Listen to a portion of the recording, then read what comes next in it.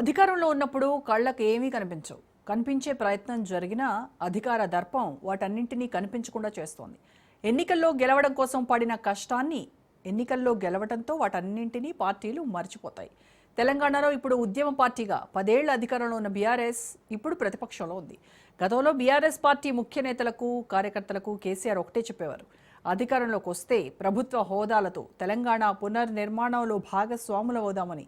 కానీ వరుస ఎన్నికల్లో గెలుపుతో అనుకున్నదొకటి అయిందొకటన్న చందంగా సీన్ మారిపోయింది. పక్క పార్టీల నుంచి కారెక్కిన వారికి, బయట నుంచి వచ్చిన వారికి కీలక పదవులు లభించాయన్న విమర్శ పార్టీలో ఎక్కువైంది. గత అసెంబ్లీ ఎన్నికల్లో ఓటమితో బ్యాక్ టు బేసిక్స్ నినాదంతో అడుగులు వేయాలని బీఆర్ఎస్ యోచిస్తోంది. అందులో భాగంగా గతంలో పార్టీ కోసం ఉద్యమ బావుట ఎగరేసిన నేతలను తిరిగి క్రియాశీలకం చేయాలని గులాబీ బాస్ భావిస్తున్నారు. వారి వల్లే పార్టీకి తిరిగి పూర్వ వైభవం సాధ్యమని ఆయన నమ్ముతున్నారు. తిరిగి నాటి ఉద్యమ స్ఫూర్తిని రగిలించాలని ఆయన ఆలోచిస్తున్నారు. అందులో భాగంగా బీటీ బ్యాచ్ కాకుండా యూటీ బ్యాచ్కు ప్రయారిటీ ఇవ్వాలని భావిస్తోంది. మరింత సమాచారం మా ఇన్పుట్ ఎడిటర్ చిదంబర్ అడుగుదాం.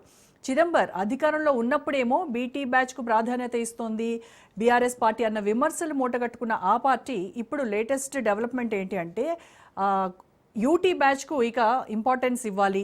ఎవరైతే ఉద్యమకారులు ఉన్నారో, కార్యకర్తలు, పార్టీని నమ్ముకొని పనిచేస్తున్నటువంటి కార్యకర్తలు, వీళ్ళని కనుక మనం నమ్ముకుంటే మళ్ళీ మనం గెలుపు దిశగా అడుగులు వేస్తాము అనేటువంటి ఒక అండర్స్టాండింగ్కి వచ్చినట్టుగా బీఆర్ఎస్ పార్టీ కనబడుతూ ఉంది. సో ఏంటంటారు, వాళ్ళు ఏ రకంగా అడుగులు వేస్తారు? అయితే మొదటి నుంచి కూడా తెలంగాణ తలపడిన వెంటనే బంగారు తెలంగాణ లక్ష్యమే మన పార్టీకి సంబంధించిన ఉద్యమానికి సంబంధించిన ఫైనల్ గోల్ అనే విధంగానే కేసీఆర్ మాట్లాడుతూ వచ్చారు. అందులో భాగంగానే అప్పట్లో ఒక డిస్కషన్ కూడా జరిగేది. యూటీ బ్యాచ్ అంటే ఉద్యమ తెలంగాణ బ్యాచ్, బీటీ బ్యాచ్ అంటే బంగారు తెలంగాణ బ్యాచ్.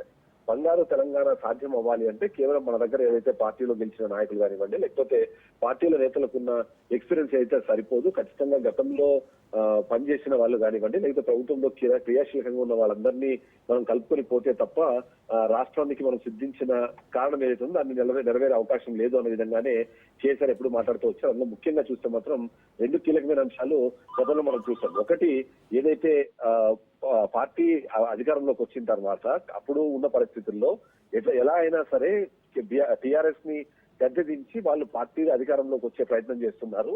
అంతేకాకుండా ఈ పార్టీలలో ఒక్కరొకరు క్రియేట్ చేసే అవకాశాన్ని లేదా అలాంటి ప్రయత్నాలు చేస్తున్నట్టుగా అందులో ముఖ్యంగా చూస్తే మనం ఎమ్మెల్సీ ఎన్నికల సందర్భంలో ఏదైతే ఎమ్మెల్యేల కొనుగోలుకు సంబంధించిన ఇష్యూ అంటే మనం ఏదైతే ఓటుకు నోటు కేసు గురించి మనం మాట్లాడుతుంటామో దాన్ని మనం ఇక్కడ కౌంట్ చేయాల్సిన అవసరం.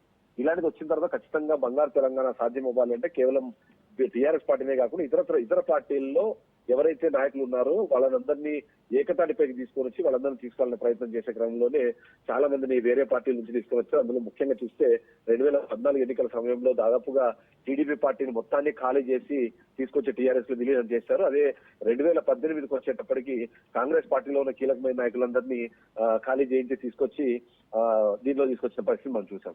ప్రభుత్వంలో పాలనలోకి వాళ్ళందరినీ తీసుకొచ్చారు.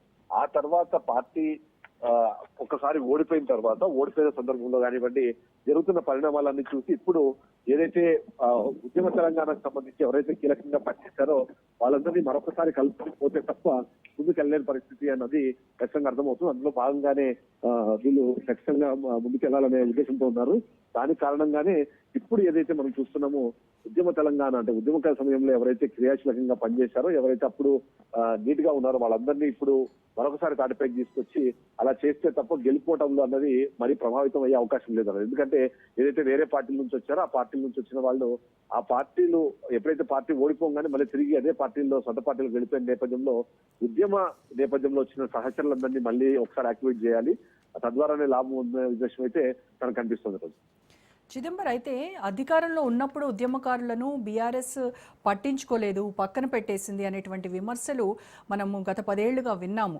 ఇప్పుడు మరి వాళ్ళు ఏ నమ్మకంతో మళ్ళీ బీఆర్ఎస్ పార్టీ తమ వద్దకు వచ్చి ఉద్యమకారులందరినీ మా పార్టీ ఆహ్వానిస్తోంది, మీరు మీ కోసం నిలబడతాము, మీరు మాతో రండి, కలిసి నడుద్దాం అనేటువంటి ఈ మాటల్ని వాళ్ళు నమ్ముతారా? నిజంగా వాళ్ళతో కలిసి అడుగులు వేయడానికి సిద్ధంగా ఉంటారంటారా ఉద్యమకారులు?